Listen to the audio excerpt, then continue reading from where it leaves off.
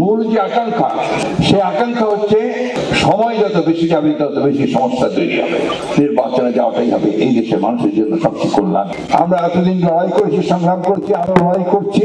তারা কাজ করেছেন, কাজ করে চলেছেন, আমরা তাদেরকে সমর্থন দিচ্ছি। একটা কঠিন সময় পার করছি আমরা। এই সময়টা একটু সতর্কতার সঙ্গে আমাদেরকে অতিক্রম করতে হবে। আমাদের বিএনপিকে নেতৃত্ব দিতে হবে এবং সাফল্য অর্জন করতে হবে। আজকে ইন্টারিম গভর্নমেন্ট তা আমাদের সমগ্র বাংলাদেশে, বিশেষ করে ছাত্র জনতার সমর্থিত, তাদের দ্বারা এই সরকার গঠিত হয়েছে। তাদের দায়িত্ব সুনির্দিষ্টভাবে বলা আছে, তারা একটা ইন্টারিম গভর্নমেন্ট, অর্থাৎ একটা নির্বাচনের মাধ্যমে সরকার পরিবর্তনের পর্যন্ত পালন করবে। এবং ছাত্র জনতাই তাদের উপর সেই দায়িত্ব অর্পণ করেছে যে তারা কতগুলো মৌলিক বিষয়, যে সমস্যাগুলো আছে সেই সমস্যাগুলোকে দূর করে, সংস্কার সাধন করে একটা উপযুক্ত সুষ্ঠু নির্বাচনের পরিবেশ তৈরি করে দেবেন।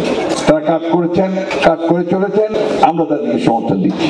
কিন্তু একই সঙ্গে এই কথা খুব স্পষ্ট করে আমরা বলতে চাই যে বাংলাদেশের মানুষের মূল যে আকাঙ্ক্ষা, সেই আকাঙ্ক্ষা হচ্ছে একটা গণতান্ত্রিক সমাজে সেই আকাঙ্ক্ষাটাকে বাস্তবায়িত করতে আমাদের যে সমস্ত সমস্যাগুলো সৃষ্টি হয়েছে সেগুলোকে দূর করতে হবে। তার বেশি কিছু করতে গেলে সময় যত বেশি যাবে তত বেশি সমস্যা তৈরি হবে। নির্বাচন কেন্দ্রিক যে সমস্ত সংস্কারগুলো আছে, এই সংস্কারগুলো দ্রুত সম্পন্ন করতে হবে।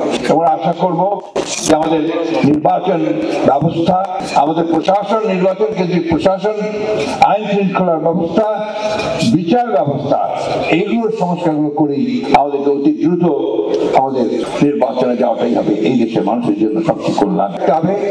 আর সমস্ত অন্যায়কে প্রতিরোধ করতে হবে। আমরা এতদিন লড়াই করেছি, সংগ্রাম করেছি, আরো লড়াই করছি।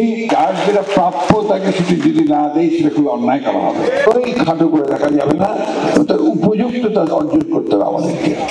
আজকে চ্যালেঞ্জটা শুধুমাত্র এই সরকারের নয়, কারণ এটা একটা ইন্টারিম গভর্নমেন্ট। চ্যালেঞ্জ কিন্তু আপনাদের সামনে, কারণ সামনের দিকে যে সরকার আসছে সে সরকার আপনাদেরকে তৈরি করতে হবে। সেই সরকার জাতীয়তাবাদের নেতৃত্বের সরকার তৈরি হবে।